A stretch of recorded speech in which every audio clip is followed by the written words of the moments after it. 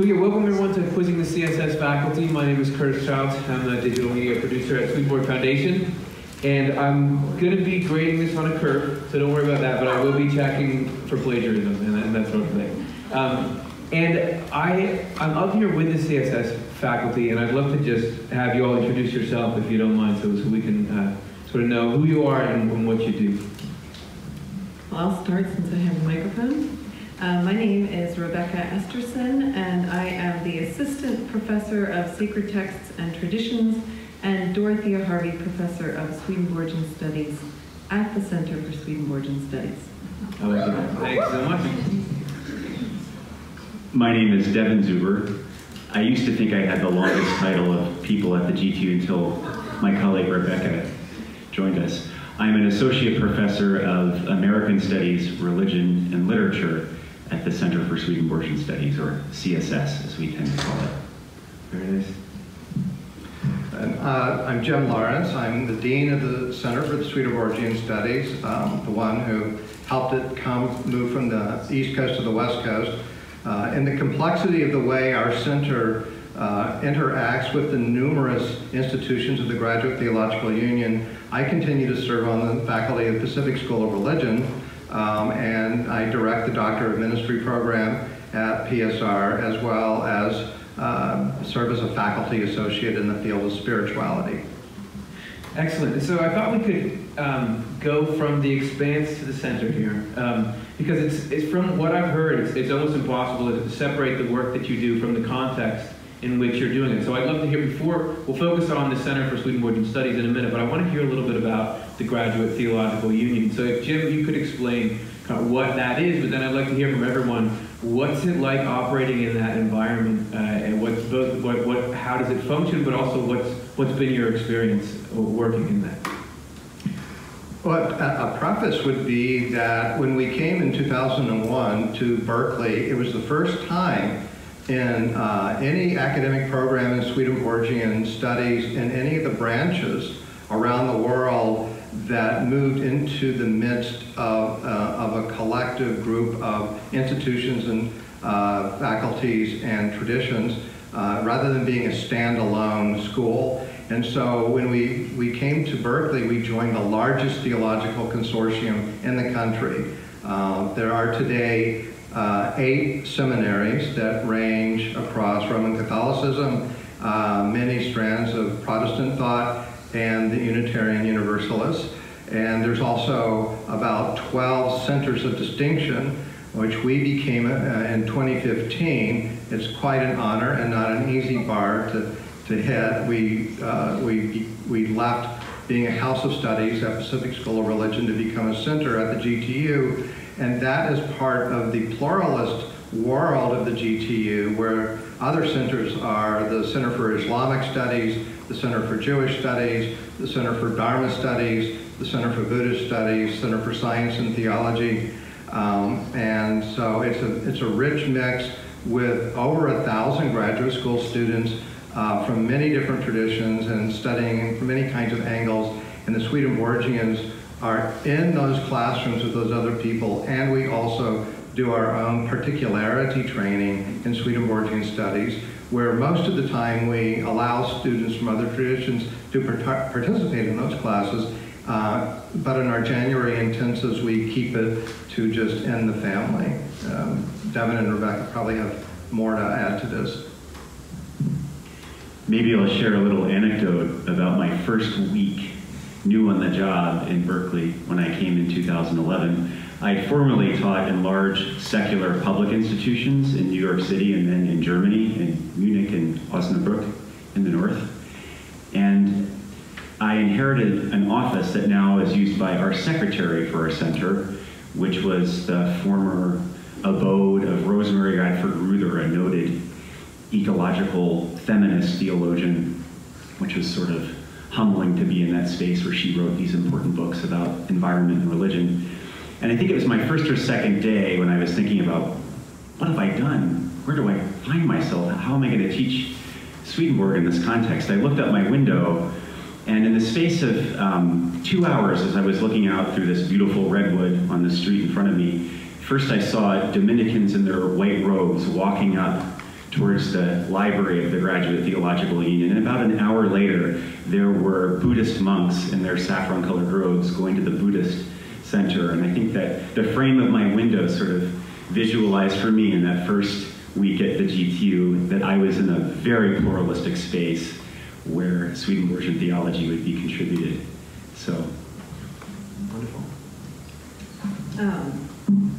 My academic and professional career has had sort of two paths. One has been in the academic study of religion, and the other has been with the Swedenborgian Church. And I've been able to live in both worlds, and I've always felt very blessed to be able to have a path in both worlds. I studied at Harvard Divinity School and at Boston University, and I worked for 9 years at the Center for the Study of World Religions at Harvard, all the while being very much engaged with the church in Cambridge and the work of the denomination. And then to be able to land in Berkeley, where both my worlds came together into one job, to be able to be doing the academic study of religion and engaging with scholars, top scholars in the field, who are doing interfaith work, who are doing interdisciplinary work, who are really at the cutting edge of the conversation of religious studies today, with a very practical edge as well. And to be also a Swedenborgian scholar and to be representing my own tradition and representing our theology and to be engaging our students and engaging other faculty is really a dream come true. It's a very exciting place to be. There's nowhere else like it on the planet in terms of this combination of Swedenborgian thought and engagement with religious and theological education at a graduate level. So it's really a pretty exciting place, and I'm glad that we're able to talk about it tonight and share the word. I think it's, people hear these acronyms, GTU, CSS, PSR, and it can kind of go over people's heads. But the bottom line is this is a really exciting formula that Jim and the board and the leaders of our school have created, that we get to occupy this space and be a part of this conversation on a world stage and be Swedenborgians fully present there. So. Well, and that leads in, because I want to know, what's it like to be Swedenborgians on that world stage? Because Devin, you were saying that you were telling the story, you first were there and you saw the Buddhist monks walking across. Let's say that you were a Buddhist monk telling an audience of Buddhists, I was there, I was new, but then I saw the Swedenborgians walking up. Would they even know what that is? So you have a different, there's a different gauntlet you have to run coming in. What's been your experience being Swedenborgians in this setting? One thing that makes GTU's religious graduate program somewhat unique in the landscape of theological education in North America has been its consistent attention to what we call new religious movements, new forms of spirituality. And one of the nice surprises in my first years of teaching there were the number of students who came from New Thought backgrounds or science of the mind perspectives, where they were quite familiar with Swedenborg and they were taking specific courses in Swedenborgian theology because they saw Swedenborg as part of their intellectual or spiritual heritage. So in some cases there wasn't a lot of explanation one had to do, per se. Another unique thing about the GTU is it's not simply confessional. One also has a deep consortial relationship with the University of California at Berkeley. So in the higher level seminars that we teach at the doctoral level, you will often have secular humanists, people who don't necessarily share a faith-based perspective on religion, also part of the conversation, which is part of the great joys, but also the great challenges of teaching in that kind of pluralistic space of the GTU. I think adding the students here is a natural point, because it's not just the faculty. We have these Swedenborgian students, and there's two consistent feedback loops that have come to me over 17 years. One is that our students are considered good students. We have a really nice level of competency that has generally characterized our student body, so that speaks well of the tradition that how excellent the students have been.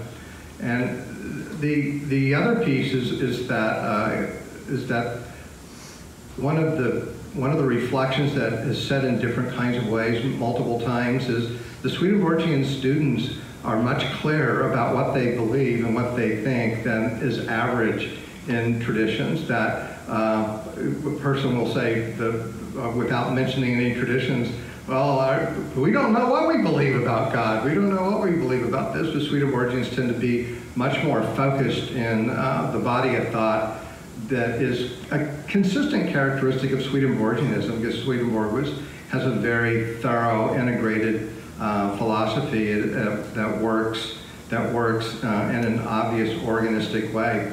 So that's been a good part. But it is true we also have to, as a new religious movement, among the very large traditions, we sort of have to fight for our place at the table too. It's easy to be marginalized and to be forgotten in conversation. So we have to work extra hard to have something like visibility in some of the conversations. All right, so I want to hear a little about so what are the courses that make up this education that you're giving out, that these different Swedenborgian students are attending, other students are attending? So if we could just hear a little bit about what are some of the courses you teach and why? You know, what drew you to this? Well, maybe Jim can explain kind of the core, the reasoning behind our curriculum and how it's developed to be the way it is. But in general, those of us on the faculty of CSS teach two kinds of courses. We teach courses in Swedenborgian Studies primarily for our Swedenborgian student body, although they are open to the whole GTU, and we do occasionally have students who are non-Swedenborgian take those Swedenborgian theology classes. But we also teach classes for the broader GTU student body that are not Swedenborgian specific. And this is, to me, a very exciting aspect of the job, that I get to do both things. So on my non-Swedenborgian courses that I teach are in the history of the interpretation of the Bible. Sometimes it's called reception history, biblical reception history. And it's the idea that a lot of biblical studies is the study of ancient Israel and the study of ancient languages and ancient cultures and the context of the Bible. But the Bible has existed ever since then and has a history post-antiquity. So it's that post-antiquity reality of biblical interpretation that my courses take on. And we look at both Christian and Jewish ways of interpreting the Bible. And you could see how this would very easily lead into Swedenborgian thought, which is so centrally grounded in this idea of interpretation, of living out sacred text through interpreting sacred text. So it's a very easy transition into my Swedenborgian courses, which are on Swedenborgian exegesis of the Bible. And I also teach a class on incarnational theology in Swedenborgian thought. And I teach a class on death and immortality in Swedenborgian thought. Very good. My training and background is not in theology or biblical interpretation or even religious studies. I did my graduate work in philosophy, literature, American studies. And it's interesting when you look at the impact of Swedenborgian thought globally, even though he aimed for the theologians, the people who were doing religion, it's really in the realm of culture and aesthetics that he had the most impact.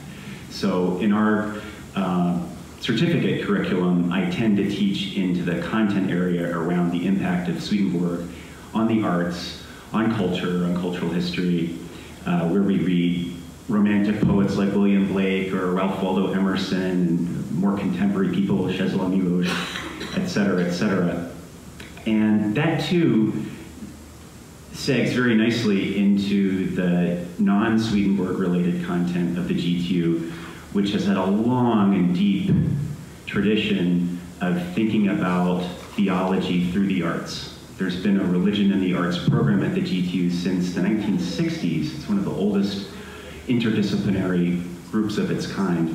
We have a recent graduate of the program here in the front row from our master's program in religion and the arts. And so I tend to teach courses that deal with the history of literature or visual arts in relationship to various theological concepts or religious sorts of problems. A tagline you often hear a lot at the GTU, it appears on bumper stickers and our coffee mugs and t-shirts and tote bags, is it's a place where religions meet the world. That we're not just studying religion or theology in the abstract, but its practical application to present trenchant issues in the world at large. And there's a strong encouragement from our administration right now to apply our theological traditions to things like environmental crisis or women's issues around the globe.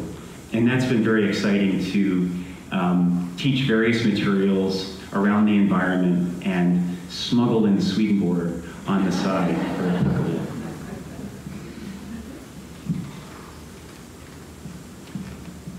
It's useful to make the observation that we explicitly made a new vision when we came to Berkeley soon after arriving that speaks to the high level of scholarship that's required to where religion can really meet the world.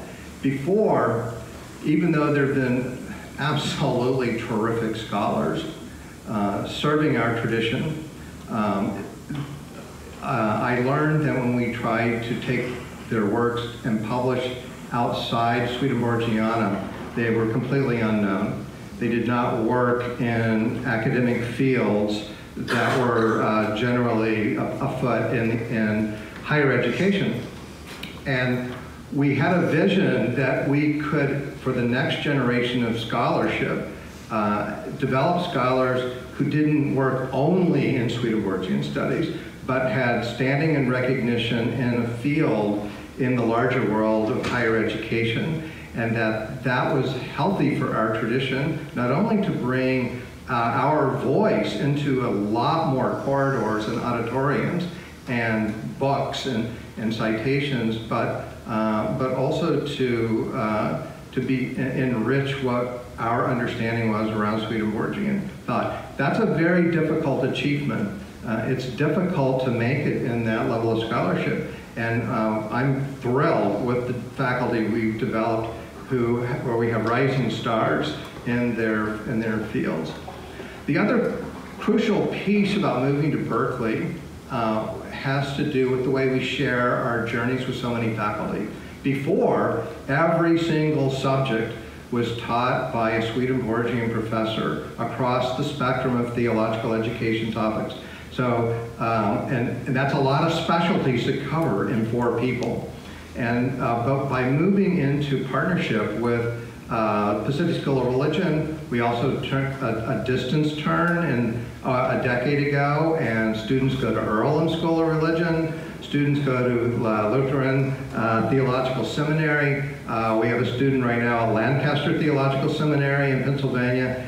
Even as they take their certificate of Swedenborgian Studies with us, they have access to the finest in many of these fields, like preaching and liturgical studies, ethics, other ways of thinking theologically, pastoral care and counseling. So it certainly gives students a much more complex medley of options for their formation journey, and that to me has been has really paid off in student satisfaction, and also the fact that they get accredited degrees. It opens many more professional vocational doors.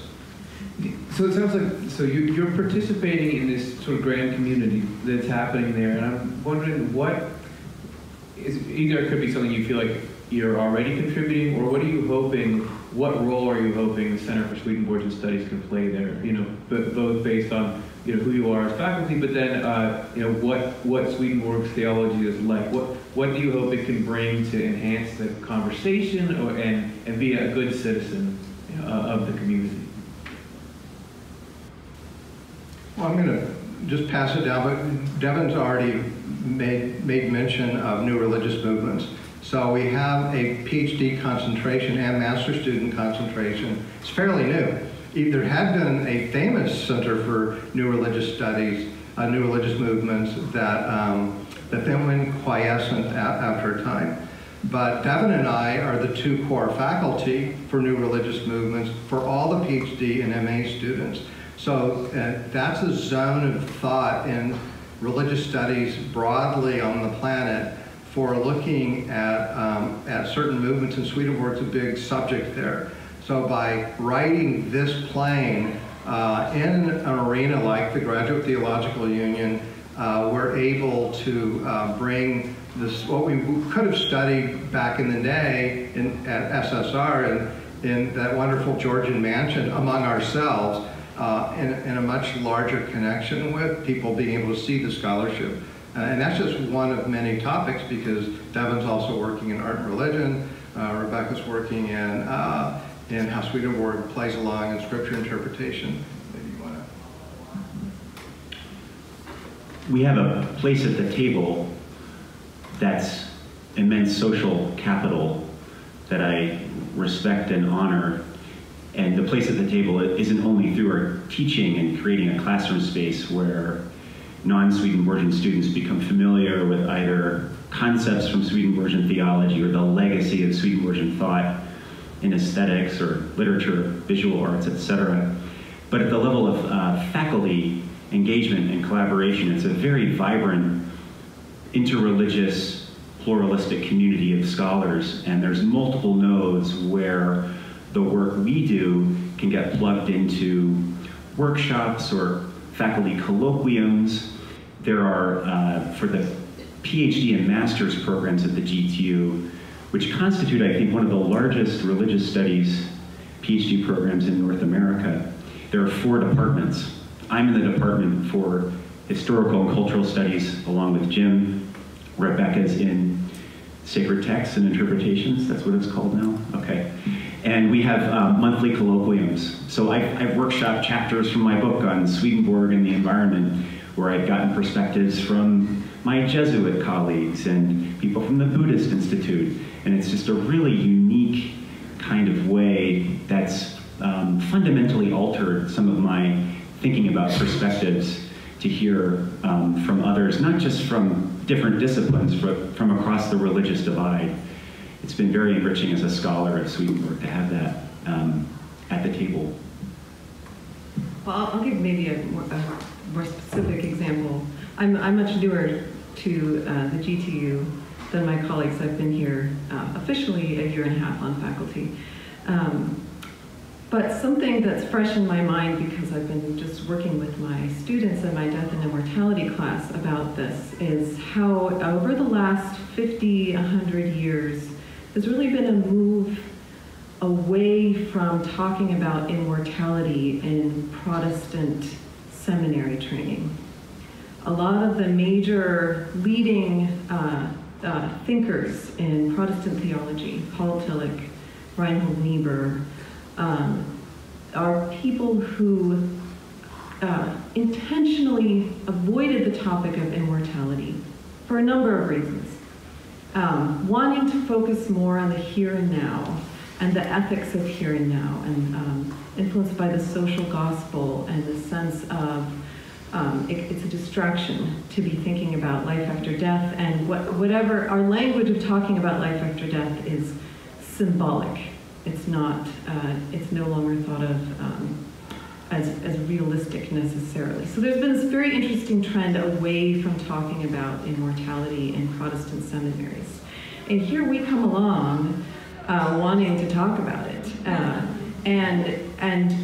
and making an argument that it's not a distraction from a moral, ethical, engaged life in the world. It's not a distraction. In fact, you can be fully engaged, fully concerned with social realities and social struggles in this life, and be driven by a vision of immortality.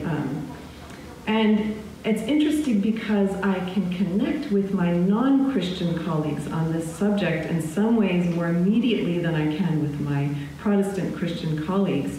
For instance, my colleague in Hindu studies might be able to connect to this interest in and comfort in talking about immortality in ways that other colleagues may not be. So it's been very interesting to find my place at the GTU on this particular topic, and I'm hoping to continue to carve out space at the GTU for conversations about death and dying and grief and, yes, immortality. So, wonderful. Any other thoughts on that whole topic? Well, so what I'm noticing, I'm detecting a hint of this being not just a job for the three of you, but a passion. And so I'd love to hear what's most gratifying for you. I don't want to say most, what is gratifying for you? What are some things that you've seen, whether this is an impact in a student or in a project or interaction with faculty? I know you've mentioned some already, but anecdotes or generalities about what makes you say, like, that was awesome? Yeah. Well, we just saw 2 of our students graduate, which was pretty exciting, definitely gratifying, very proud. I would concur. It's always a marvelous, special moment to have our alums get their certificate in Swedenborgian Studies at the annual convention.